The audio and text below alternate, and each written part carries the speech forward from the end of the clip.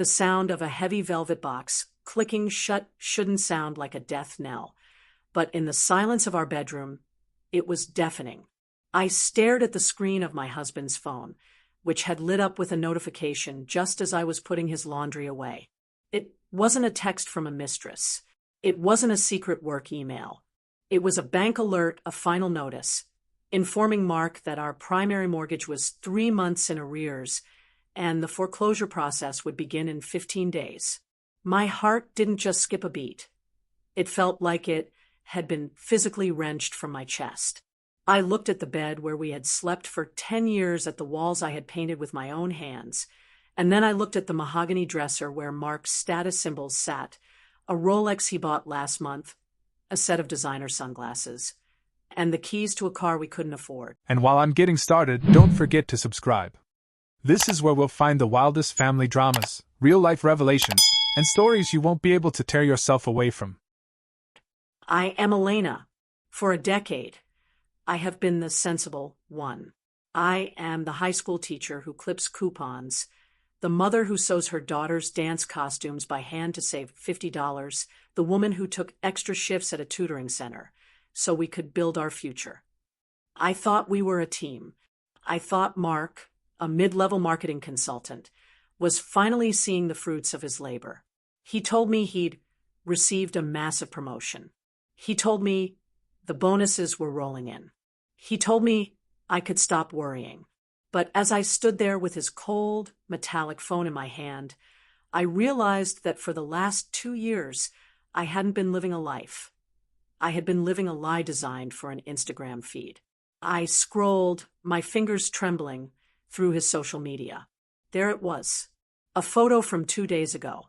Mark standing in front of a steakhouse, holding a glass of vintage scotch, the caption reading, "Success isn't owned, it's leased, and rent is due every day. Keep grinding." Hashtag wealth mindset, hashtag success quotes, hashtag living large. The post had 300 likes.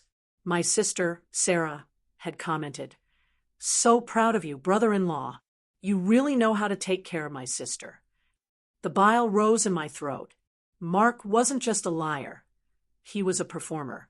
And I was the unwitting stagehand, working myself to the bone to fund a theater of vanity while our actual house was being pulled out from under us. I heard the front door open, the familiar whistle, the sound of his expensive leather shoes on the hardwood, shoes that probably cost more than our monthly grocery budget.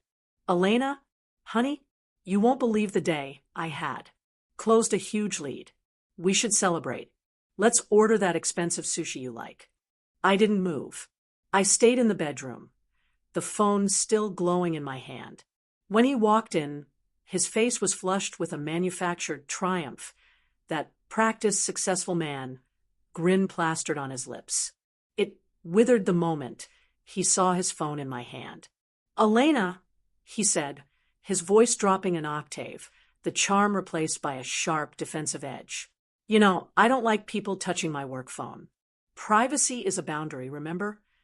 Privacy." I whispered, my voice cracking.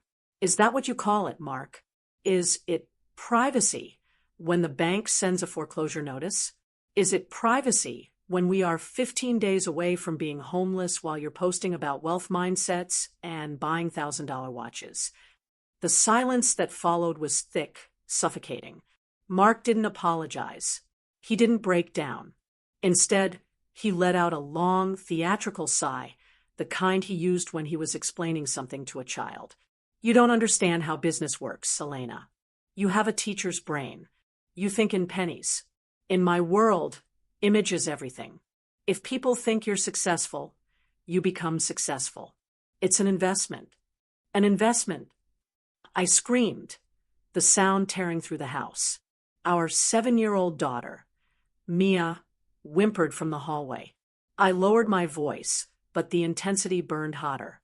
"You invested our roof, Mark. You invested Mia's college fund. I checked the savings account while I was waiting for you to walk through that door. It's gone. It's all gone. Where did $60,000 go?" He crossed his arms, leaning against the doorframe, trying to reclaim the power in the room. The market fluctuated, and Sarah needed help with her new boutique.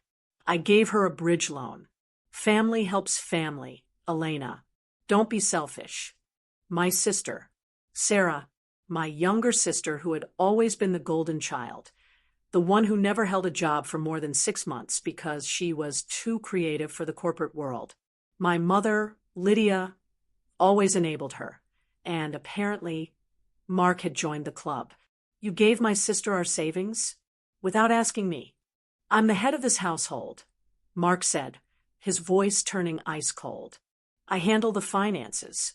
You just worry about your lesson plans, and let me handle the big picture. Now, give me my phone. We're going to dinner, and we're going to act like a normal, happy family. My boss is following my stories now, and I need to look the part. That was the moment something inside me snapped. It wasn't just anger. It was a cold, hard realization. I was married to a ghost. There was no man there, only a collection of brand names and delusions. The next week was a descent into a special kind of hell. I tried to talk to my mother, hoping for an ally. We sat in her pristine kitchen, the smell of lavender and expensive tea in the air. Oh, Elena, don't be so dramatic, my mother said, waving a manicured hand. Mark is a provider. Men have their little secrets. So what if he's a bit behind on the mortgage? He'll figure it out. He always does. And he was so kind to help Sarah. Her boutique is going to be a massive hit. You should be happy for your sister instead of being so bitter about money. Mom, we are losing the house, I said, my voice trembling. The bank doesn't care about Sarah's boutique. They want the money Mark loaned her. I need her to pay it back. Now, my mother's expression shifted from dismissive to indignant. You would take money out of your sister's dream just because you're stressed? How small-minded can you be? Mark is a visionary. He's building a brand. You should be supporting him, not dragging him down with your negativity. Honestly, Elena, your jealousy is showing. I left her house in a daze. I realized then that the rot went deep. It wasn't just Mark. It was a whole ecosystem of enablers who valued the appearance of wealth over the reality of stability. I started digging. I spent my nights, after Mark fell asleep, going through his drawers, his briefcase, his deleted emails. What I found was a rabbit hole of deception. He hadn't been promoted. He had been fired 6 months ago for misrepresentation of expenses. He had been spending his days at a co-working space, pretending to go to an office, while draining our accounts to maintain the facade. There were credit cards I didn't know about, 6 of them, all maxed out. Total debt, $140,000. Every time I confronted him, the gaslighting intensified. You're crazy, Elena. You're imagining things. That email was a misunderstanding. Why are you so obsessed with money? It's so tacky. If you leave me, you'll have nothing. You're just a teacher. You can't survive this city on your salary. The messages from my sister were even worse. I found a text thread between her and Mark. Sarah, hey bro, can you send another $2K? The interior designer for the shop is demanding payment. Don't tell Elena. She'll just complain about the budget again, LOL. Mark, done. She's been on my back lately, but I've got her under control. She doesn't realize that being a power couple requires sacrifice. Keep the dream alive, sis. Keep the dream alive. The dream was a nightmare, and I was the only one awake. The breaking point came on a Friday night. Mark had organized a celebratory dinner at our house for his new partnership. He invited his former boss, who he claimed was his new partner, my mother, Sarah, and several influencer friends he had met at his co-working space. He spent the day ordering catering we couldn't afford, decorating the table with flowers that cost more than Mia's new shoes. He was in his element, wearing a new suit, laughing loudly, showing off his watch. A toast. Mark shouted, standing at the head of the table, his glass raised. to growth, to family, and to never settling for mediocrity. We've had a tough year, but we've come out on top. Elena, darling, stand up. Tell everyone how proud you are. The room went silent. All eyes were on me. I looked at Sarah, who was wearing a dress I knew my savings had paid for. I looked at my mother, who beamed at Mark as if he were a king. I looked at Mark's former boss, who looked deeply uncomfortable, knowing the truth about Mark's partnership. I didn't stand up. I stayed seated, swirling the wine in my glass. I have a toast too, I said, my voice calm, dangerously low. Mark's smile flickered. Elena, not now. I want a toast to the wealth mindset, I continued, standing up slowly. I pulled a stack of papers from under my chair. The foreclosure notice, the termination letter from his job, and the statements for the 6 secret credit cards. I want a toast to the $140,000 of debt my husband has hidden from me, to the fact that this house, the one we are sitting in, belongs to the bank in exactly 8 days, to the loan Mark gave Sarah using our daughter's college fund, money that went into a boutique that hasn't made a single sale. The silence wasn't just quiet, it was tectonic. Sarah dropped her fork. My mother's face went pale. Elena, sit down. You're drunk. Mark hissed, his face turning a mottled purple. He stepped toward me, reaching for the papers. I'm not drunk, Mark. I'm finished, I said, sidestepping him. I turned to his guests. The catering isn't paid for. The wine is on a credit card that will be declined by tomorrow. And Mark doesn't have a partnership. He hasn't had a job in half a year. Mark lunged for the papers, his successful man persona shattering. He screamed, a raw, ugly sound. I did it for us. I did it, so we wouldn't look like losers. You're a peasant, Elena. You're happy being a nobody, but I was meant for more. You were meant for prison if you keep forging my signature on loan documents, I said, throwing the papers onto the center of the table, right into the expensive pasta. The aftermath was a hurricane. My mother tried to shame me for ruining the family's reputation in front of guests.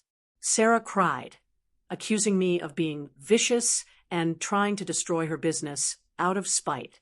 Mark swung between begging for forgiveness and threatening to take Mia away from me. But the teacher's brain he mocked had already been 3 steps ahead. While he was busy staging photos for his followers, I had been meeting with a divorce attorney and a forensic accountant. I had moved my own salary into a separate account weeks prior. I had documented every lie, every forged signature, and every secret transaction. The most painful part wasn't losing the house. It was watching the people I loved choose the lie over me. My mother stopped speaking to me when I refused to take out a personal loan to save the house for Mark's sake. Sarah blocked me on social media after I served her with a legal demand for the return of the loaned funds. But as I stood in my new small 2-bedroom apartment a month later, watching Mia play in a sunlit corner, the silence was finally peaceful. There were no hidden notices, no fake smiles, no wealth mindset posters on the walls. Mark still posts on social media. He's living in a tiny studio, but he uses the common area lobby of a luxury building to take his photos. He's still grinding. He's still blessed. He still hasn't paid a cent of child support, claiming he's reinvesting in his brand.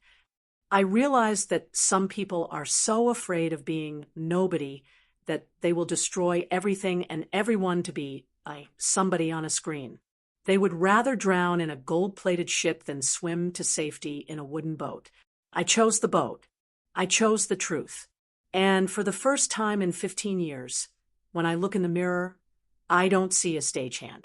I see the lead character of my own life. The lesson? Reputation is what others think of you. Character is what you do when the cameras are off. Never sacrifice your character to maintain someone else's reputation. Because when the bank comes for the house, The likes on your husband's photo won't pay the mortgage, and the followers won't give you a place to sleep. Build your life on stone, not on stories. Because the truth doesn't just set you free, it gives you a home that no one can take away.